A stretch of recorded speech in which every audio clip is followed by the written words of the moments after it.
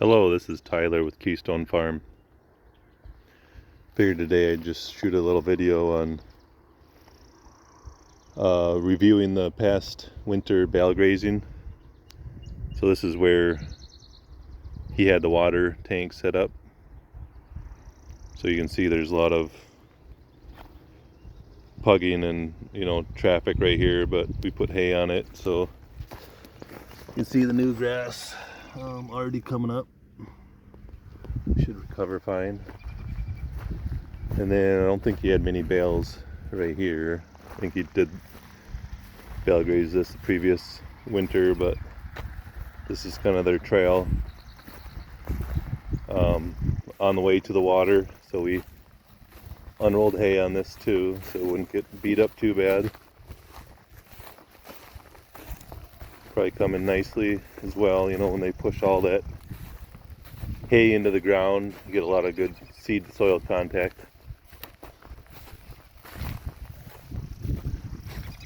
So this was in CRP for more than 20 years before we took it over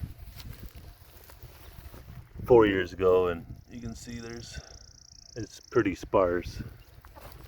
So this is kind of ground where I think any kind of ground benefits from bale grazing, but especially this, you see a big difference the next year. So the hay was a little bit thick right here, but I think the plants will grow through it probably in the first year, if not the second, some of the thicker parts.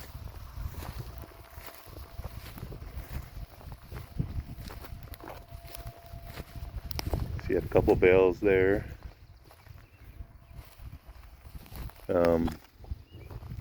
This is planted a bunch of fruit and nut trees in this row, kind of on contour.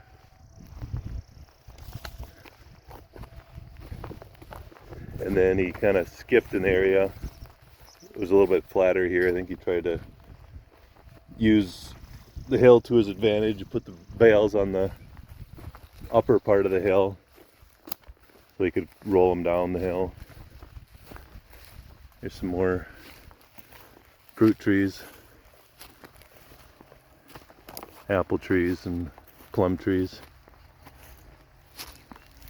They're really taking off this year.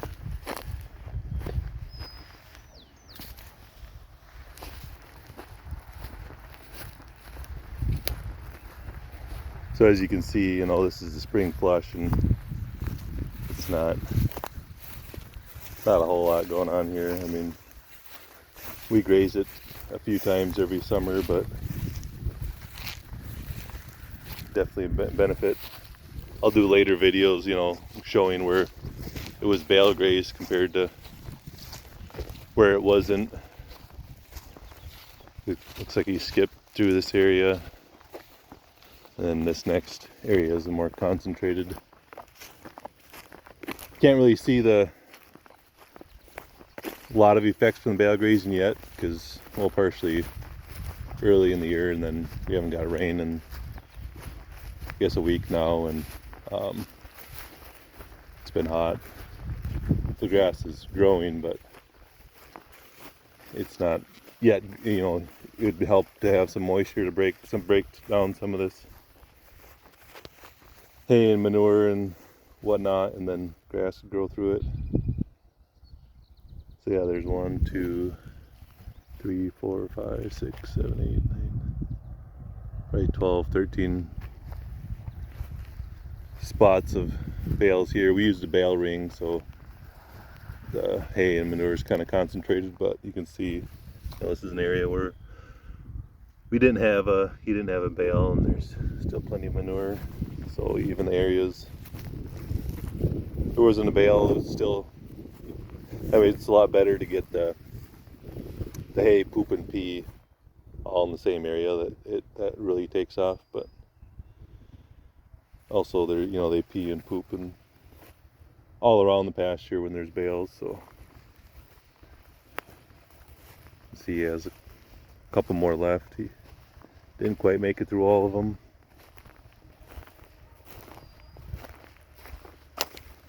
So in this area, I think I showed in the previous video a little bit, is where they they were last.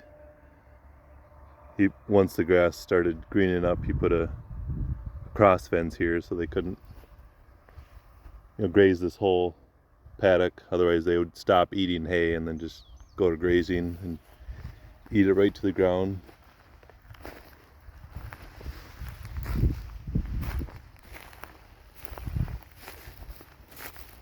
So when it was raining somewhat when they were in this paddock, so I would try to come out and spread hay around the bale ring also, so they didn't plug up the ground too bad.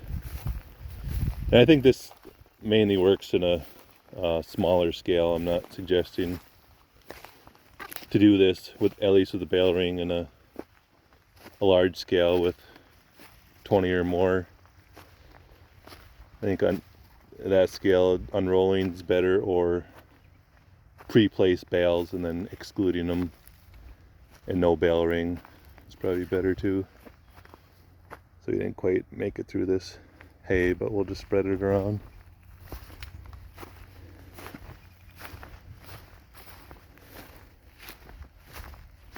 So yeah, I figured I'll go down here and see what the first paddock they're grazing, and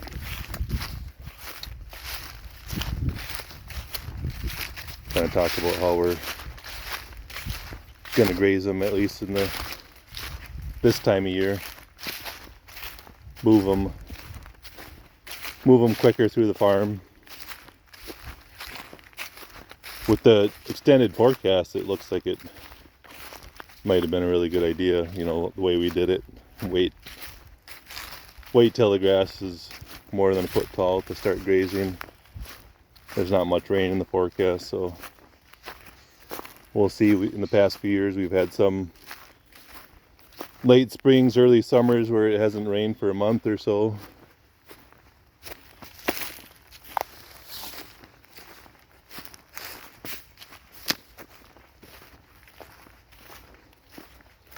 As you can see, normally this time of year that pond is overflowing, but it didn't once overflow this spring. Didn't get much snow, and then haven't got much rain, so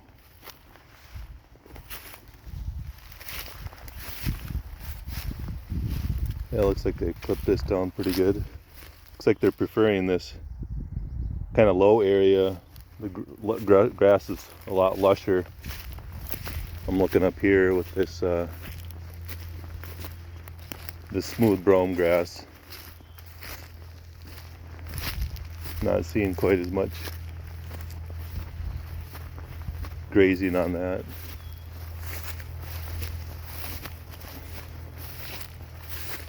A little bit here and there, but definitely not as much.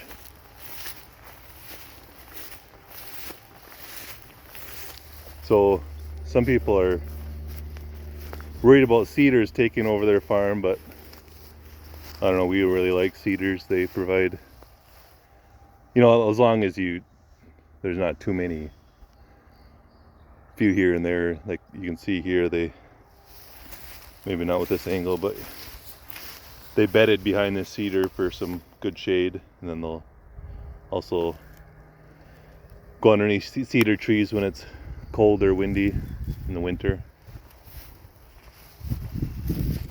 So I think we got a good amount of cedars here. I got some fruit trees planted over here too. I got stuff planted everywhere around the farm. I would guess I've planted well over 1,000 trees, counting bushes and berries and stuff. Maybe close to 2,000.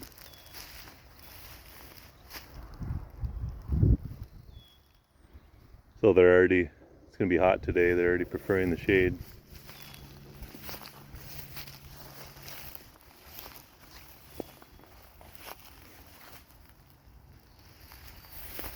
They still got their winter coats on though, so makes sense.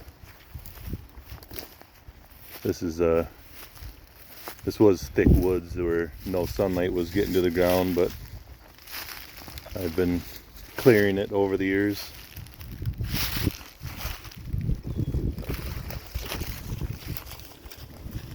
It's good to have a variety of different landscapes on your farm. You know, when it gets hot and dry, bring the animals in here and they have shade and stuff. You know, when it's hot and dry for a long time, the forage still grows, or it does better than the wide open pastures. Doesn't dry out as quick. That one's eating the basswood leaves. This time of year the basswood is really good. I'll go do some foraging too on these. It's kind of just past, it's not focusing, but it's just past the optimal foraging for basswood. But they still taste good. You want them nice and shiny. This one's pretty shiny. These are all shiny. It's really good. If you haven't eaten basswood leaves, I'd highly recommend it. Take a whole handful like this, and